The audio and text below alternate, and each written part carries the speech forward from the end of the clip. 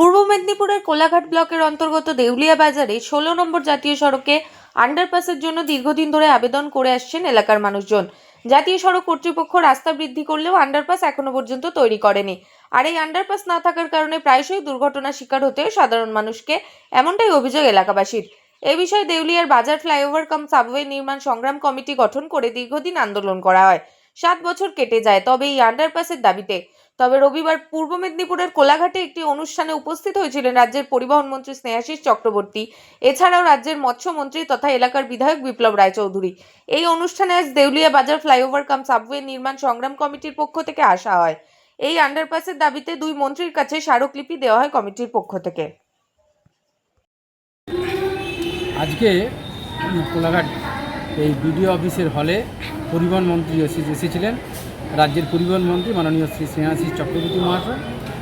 আমরা দেউলিয়া বাজার ফ্লাইওভার কাম সাবওয়ে নির্মাণ সংগ্রাম কমিটির পক্ষ থেকে দেউলিয়া বাজারে যাতে দ্রুত আন্ডারপাস নির্মাণ হয় সেই দাবিপত্র তার হাতে আমরা তুলে দিই।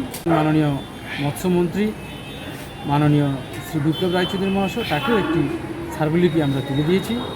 2010 সালে কোলাঘাট ব্লকের দেউলিয়া বাজারে জাতীয় সড়কের উপরে পারাপারের জন্য কেন্দ্রীয় সরকার তারা আন্ডারপাস নির্মাণের জন্য টাকা স্যাংশন করেছিল।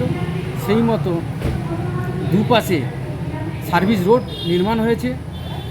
বাজার শিফট করার জন্য পানশিলাতে 1 কোটি টাকা ব্যয়ে শেডযুক্ত বাজার নির্মিত হয়েছে, কিন্তু তা সত্ত্বেও আজকে প্রায় 7 বছর হয়ে গেল, এখনও পর্যন্ত এই বাজার শিফট করে আন্ডারপাস নির্মাণ হয়নি।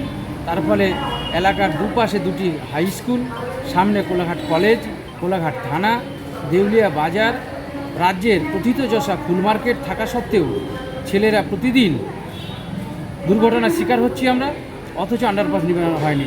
তাই দ্রুত আন্ডারপাস নির্মাণের দাবি আমরা মন্ত্রী মহাশয়ের কাছে তুলে ধরেছি। আপনার নাম?